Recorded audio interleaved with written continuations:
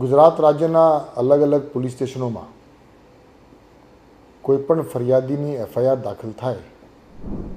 એ આ એફઆઈઆર દાખલ થયા પછી સ્થાનિક પોલીસ તરફથી શું કાર્યવાહી કરવામાં આવી રહી છે અને એમના કેસમાં શું પ્રગતિ છે એ જાણવા માટે સ્વાભાવિક રીતે ફરિયાદી ખૂબ ઉત્સુક હોય છે, જાણવા માગે છે કે આપણે જે ફરિયાદ કરી છે એમાં પોલીસ શું કરી રહી છે. અત્યાર સુધી શું થતું હતું કે આ માહિતી મેળવવા માટે ફરિયાદીને પોલીસ સ્ટેશનમાં જઈ જે તપાસ કરવાના મામલતદાર છે એમને મળે, એમને પૂછે કે સાહેબ શું કાર્યવાહી એમાં થઈ છે, શું પ્રગતિ થઈ છે, મને બતાવો. પોલીસ સ્ટેશનમાં જાય, તપાસ મામલતદાર હાજર હોય, ક્યારે હાજર ન પણ હોય. એટલે એ આખી વ્યવસ્થા જે હતી એના કારણે ફરિયાદીને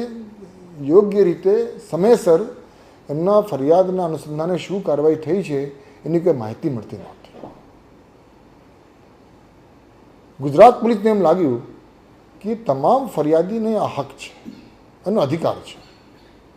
કે એમને જે ફરિયાદ દાખલ કરી છે એમાં સ્થાનિક પોલીસે શું કાર્યવાહી કરી છે એ જાણવાનો એમને અધિકાર છે અને એમને સંતોષ પણ થાય કે પોલીસ તરફથી આ કાર્યવાહી થઈ રહી છે. હવે એના માટે આપણે એક સિસ્ટમ જનરેટ કરી. 14 મઈ 2025ના રોજ ગુજરાત રાજ્યના માનનીય મુખ્યમંત્રીશ્રીના હસ્તે આપણે એક વ્યવસ્થા ચાલુ કરવામાં આવી અને એ વ્યવસ્થા છે જેને આપણે નામ આપ્યું છે આઈ પ્રગતિ, એટલે intelligent progress reporting and grievance addressing through technology initiative. I પ્રગતિના માધ્યમથી શું થાય છે, કોઈ પણ એફઆઈઆર દાખલ થાય તો એફઆઈઆર દાખલ થતાની સાથે જ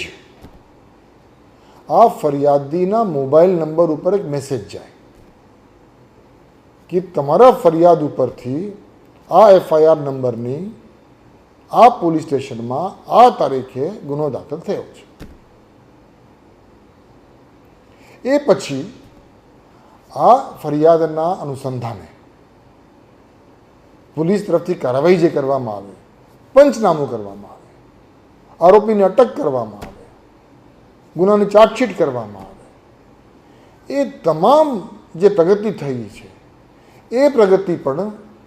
આ ફરિયાદીના મોબાઈલ નંબર ઉપર મેસેજ જાય છે કે તમારા ગુનાના કામે આજે પંચનામું થઈ ગયા, તમારા ગુનાના કામે આજે આરોપી અટક કરવામાં આવ્યું છે, તમારા ગુનાનો તપાસ પૂર્ણ થઈ ગઈ છે, ચાર્જશીટ કરી દેવામાં આવી છે. એ પ્રકારનું મેસેજ સમયાંતરે એમને મળતી હોય છે કે જેના કારણે ફરિયાદીને સંતોષ થાય છે, એને ખબર પણ પડે છે, માહિતગાર થાય છે કે એમના ફરિયાદના અનુસંધાને સ્થાનિક પોલીસ તરફથી શું કાર્યવાહી કરવામાં આવી છે. જ્યારથી આપણે ચાલુ કરી છે ત્યારથી અત્યાર સુધી આશરે 2.25 લાખ જેવા SMS ફક્ત એફઆઈઆર નોંધણીના, ઓલમોસ્ટ આટલા જ પંચનામુના એ પ્રકારની મેસેજ જનરેટ થાય છે અને મેસેજીસ ફરિયાદીને મળી જાય છે. એટલે આ પ્રગતિના માધ્યમથી એફઆઈઆર દાખલ